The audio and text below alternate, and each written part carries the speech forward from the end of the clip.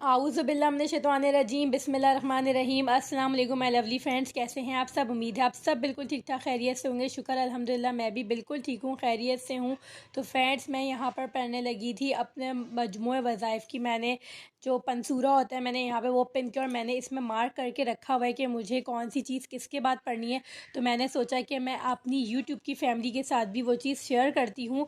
और ये चीज़ तो एक तरीके से सदका जारिया होती है जिससे फ़ायदा हो जाए। तो ये सारी सूरतें हैं और बहुत ही कीमती सूरतें हैं, तो मैं आप लोग को बताती हूँ। आप लोग भी इस तरीके से करके रख लीजिए तो बहुत ईजी रहता है और बस आंख बंद करो और वो पढ़ लो।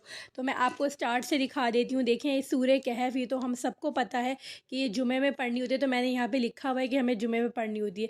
इसके बाद सूरह सजदा जो है वो इशा के बाद पढ़नी होती है, तो मैंने यहाँ पे लिख दिया कि हमें इशा के बाद पढ़नी है।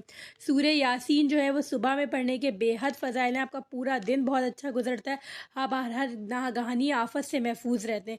तो सूरह यासीन सुबह में तो मैंने यहाँ पर सूरह स्टार्ट में ही दी हैं, तो ये मैंने यहाँ पर मेंशन कर दिया। उसके बाद सारी सूरतें हैं, सूरह मोहम्मद, सूरह फ़तह, सूरह रहमान, सूरह वाक़िया। अच्छा ये देखिए ये सूरह जुमा, ये भी ऑफ कोर्स सबको पता है जुमे में ही पढ़ते हैं। तो सूरह जुमा और सूरह कहफ ये दोनों के आगे मैंने जुमे में लिख दिया, तो कि मुझे पता रहे ये दोनों जुमे वाले दिन पढ़नी है। इसके बाद सूरह मुल्क इशा के बाद, आप सबको पता है कि सूरह मुल्क जो है वो इशा के बाद पढ़ते हैं, सूरह सजदा इशा के बाद पढ़ते हैं, और इसके अलावा सूरह मुज़म्मिल। ये 3 सूरतें आप इशा की नमाज़ के बाद पढ़ें तो उसके बेहद फ़वाइद हैं। अच्छा उसके बाद सूरह नबा, ये असर के बाद पढ़ी जाती है, तो मैंने यहाँ लिख दिया है ये असर के बाद। और सूरह फ़जर जो सबको पता है कि फ़जर के बाद पढ़ी जाती है। तो इस तरीके से ना मेंशन कर लेने से या हाईलाइट करने से ना बहुत आसानी रहती है। जब पंसूरा खोलो तो बिल्कुल माइंड में आता है कि हमें इसके आगे हमने ये करा हुआ है। अच्छा मैंने अपने हिसाब से बहुत सी चीज़ों पे टिक करे हुए, आप जैसे जो करते हैं। इसके अलावा दुरूद इब्राहिमी बहुत ज़्यादा ज़रूरी है हर चीज़ के लिए, हर कामयाबी के लिए, तो उस पर मैंने टिक किया। ये मैं पढ़ती रहती हूँ, वैसे भी आप पढ़ रहे हैं इसको खुला पढ़ें, बहुत इसके फ़ायदे हैं। इसके अलावा दुरूद ताज, बहुत बेशुमार इसके फ़वाइद हैं, और ये आई थिंक हर पंसूरे में भी नहीं होता है। जिस पंसूरे में हो तो अगर आपके पास है तो लाजमी इसको पढ़ें। हर बुरी चीज़, हर बुरी आफत से महफूज रखता है और आपकी नेक जायज़ हाजात को पूरा करता है। दुरूद हाजात बहुत छोटा सा है, 3 पेज का, देखें 216 से लेके 220 पे ख़त्म होने ने, 16, 17, 18, 19, बस इतने 3-4 पेजेस का है, बहुत बड़ा नहीं है ये। अच्छा उसके बाद दुरूद तुंजीना, दुरूद तुंजीना भी बहुत छोटी सी 3 पेज की है, 222 से शुरू होकर 225 पे ख़त्म है। तो ये भी मैं आप जो है 3 पर दफ़ा पढ़ सकते हैं, 7 दफ़ा पढ़ सकते हैं। इसके भी बेपनाह फ़वाइद हैं, हर रुका हुआ काम, हर मुश्किल काम आप पढ़ के देखें आपको कितना फ़ायदा होगा। अच्छा उसके बाद दुआए हाजात पे भी मैंने टिक करा हुआ है। यानी मैं आपको ये बताना चाह रही थी कि जो जो आप रेगुलर पढ़ते हैं ना, आप उसको हाईलाइट कर, वरना होता है क्या हम इस तरह से सर्च करते हैं, देखते हैं, तो हाईलाइट कर लें या टिक कर लें तो बड़ी ही आसानी हो जाती है। तो मैं तो इसी तरह से ही करके रखती हूँ और करके रखा हुआ है। तो मैंने आप लोग के साथ शेयर किया कि ये सारी चीज़ें मैं कौन कौन सी नमाज के बाद सूरत पढ़ती हूँ। तो आप लोग में से मेरी यूट्यूब फैमिली माशाल्लाह से बहुत काबिल है, उनको मुझसे बहुत ज़्यादा पता है, लेकिन मैंने कहा मुझे जो पता है मैं भी अपनी नॉलेज आप लोग के साथ शेयर करूं। तो इस तरह के पंसूरे मेरे पास काफ़ी और काफ़ी जो है ना इससे मदद मिल जाती है। तो आप लोग भी अगर किसी ने मेंशन नहीं करा हुआ तो कर लीजिए कि सूरह नबा असर के बाद, और मुज़म्मिल, मुल्क और ये सूरह सजदा, ये तीनों इशा के बाद पढ़नी होती है। सूरह कहफ और सूरह जुमा ऑफ कोर्स जुमे वाले दिन पढ़नी होती है। सूरह फ़जर, फ़जर के बाद पढ़ें। सूरह यासीन आप सुबह में पढ़ लें, नहीं है तो आप ज़ोहर के बाद पढ़ लें, या आप जो है इसको सुबह आप जो है अपने मोबाइल में, टीवी में भी लगा सकते हैं यूट्यूब पर।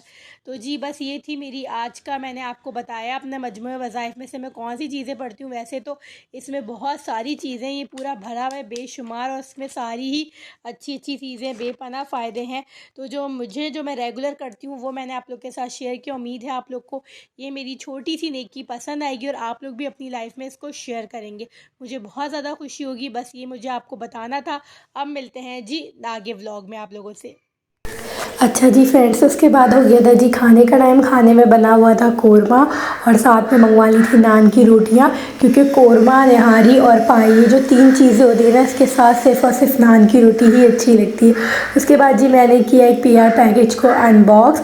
ये था, आया था मेरे पास डेकोरेटिंग आइटम की तरफ से। उनका पेज है इंस्टाग्राम पे, आप लोग चाहें तो फॉलो कर सकते हैं। डेकोरेशन के जो पीस होते हैं, डेकोरेटिव आइटम्स होते हैं, वो उनके पेज पे इजीली मिलते हैं। आप सब लोगों को मालूम है कि मैं जो जो हूँ ब्लॉगर भी हूँ। अगर आप लोग को नहीं मालूम तो आप लोग मुझे इंस्टाग्राम पे फॉलो कर लीजिए, मैं लिंक जो है डिस्क्रिप्शन में दे दूँगी। मेरे इंस्टाग्राम का पेज का नाम है ब्लॉग बाय अफशान उमैर। तो मेरे पास वहाँ पर PR पैकेजेस भी आते हैं रिव्यू के लिए। तो यहाँ पर मेरे पास PR पैकेज आया हुआ था डेकोरेटिंग आइटम्स की तरफ, और इन्होंने मुझे वुड की जो है भेजी थी बटरफ्लाई। क्वालिटी वाइज काफ़ी ज़्यादा अच्छी थी और मुझे बहुत अच्छी लगी इनकी, और इसका फुल रिव्यू जो है मैंने इंस्टाग्राम पर भी दिया हुआ है। तो ये है सारी वुड की बनी हुई बटरफ्लाई। इसके साथ इन्होंने डबल टेप भी दिया हुआ एक पूरी उसकी लंबी सी स्ट्रिप कि हम इसको किस तरीके से जो है वो स्टिक करेंगे। आप लोग चाहें तो उसको वॉल पे स्टिक कर सकते हैं, या जो आपका रूम का डोर हो आप उस पर सजा सकते हैं, या आप इसको ड्राइंग रूम में लगा सकते हैं, या फिर जो मिरर होते हैं आजकल फुल साइज़ के जो मिरर चलते हैं उसके साइड पे आप लगा सकते हैं। तो ये मैं आपको दिखा रही थी कि क्वालिटी वाइज भी काफ़ी ज़्यादा अच्छे थे, ऐसा नहीं था बिल्कुल ही रूखा या खुरदुरा सा जो होता है, बिल्कुल फिनिशिंग से इसकी कटिंग हुई थी। और सबसे अच्छी बात ये कि वुड की थी, वुडन बटरफ्लाइज थी, तो लकड़ी की होने की वजह से ये जो है ख़राब भी नहीं होंगी। और ये आई थिंक 50 पीस थे, तो इसमें जो है छोटे बड़े सारे पीस दिए हुए थे।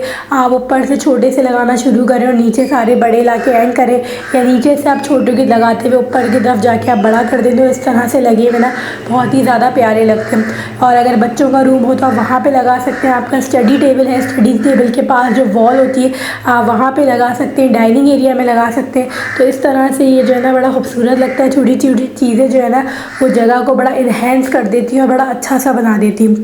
तो बस यहाँ पर जो है मैं वही आप लोग के साथ शेयर कर रही थी। अगर आप में से किसी को बाय करना है, आप लोग लेना चाहते हैं, तो आप लोग जो है इनकी पेज पे जाके विज़िट कर सकते हैं। वहाँ पे और भी बहुत सारी चीज़ें हैं, तो आप लोग को जो पसंद आए, आप लोग को जो चाहिए आपके हिसाब से आप लोग वहाँ से जाके ले सकते हैं। तो आप लोग को मेरी वीडियोस और मेरे व्लॉग्स कैसे लग रहे हैं आप लोगों ने मुझे कमेंट करके ज़रूर बताना है। उसके बाद जी रात के टाइम हम लोगों ने खाई थी बाहर की फ्राई फ़िश, जो कि बहुत ही ज़्यादा यमी थी, बहुत मज़े की थी। बाहर की फ़िश तो होती ही बहुत मज़े की। तो मेरा छोटा व्लॉग उम्मीद है आपको पसंद आया होगा। अल्लाह हाफ़िज़।